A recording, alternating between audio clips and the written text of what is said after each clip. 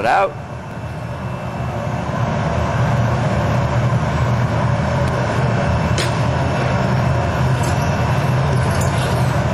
That big ball is actually heating up and heating the core of this glass. So we'll go over here to the mauve powder and start to get a little of that on here. And we'll add a little bit of red this time.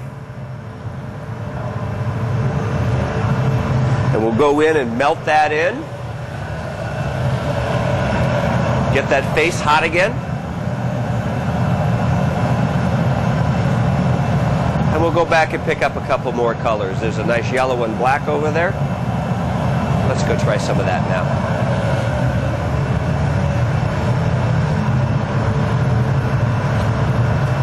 There we go. And then over to the black. Now I'll let it sit on here like that, and that really helps to pick up the colors by leaving it on there. As you can see, there's a lot of different colors on there. And into the fire we go.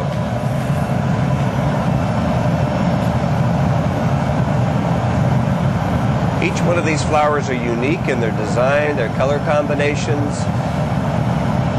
Actually, it's really hard to do 100 in a row. The fact of the matter is that's part of the beauty of them, is that every single one of them is very unique and very different. In addition to the different color combinations and variations we see there, the next step to this is where we actually pull the flower. So we actually take a pair of tweezers and we grab the edges and give it a good yank out. We want to chill out. If the steel gets too hot, it'll stick. We go back in and fill in the gaps in between.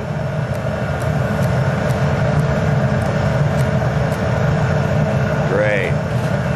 Now we go back inside the glory hole again to warm all of that up. Oh, look at all those colors.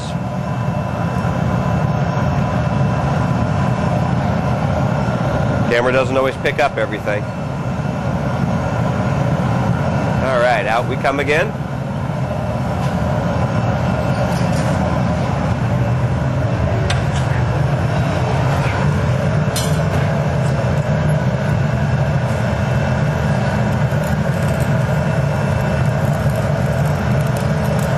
And we're taking a pair of jacks and we're pulling it.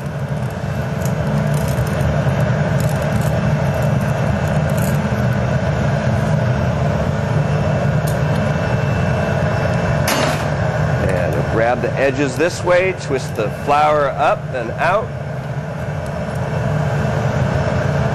We want to use the diamond shears here to create the point that we're going to break this off with later on.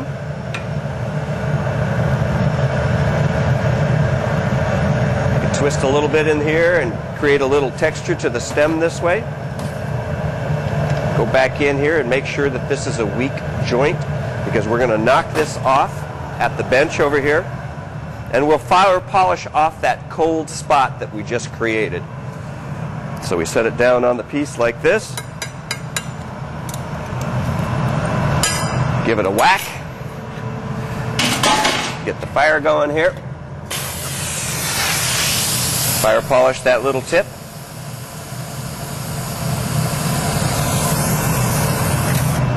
Of course, get a piece of glove to pick this up to put it into the annealer. As you can see, it's a nice big round flower here. And into the annealer we go.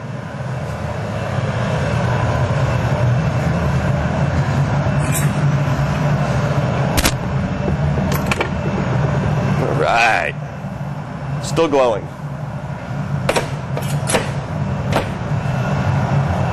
So this stays in here overnight. It idles at about 950 degrees to stay even and to relieve all the stress. It's kind of like going into a hot tub at night.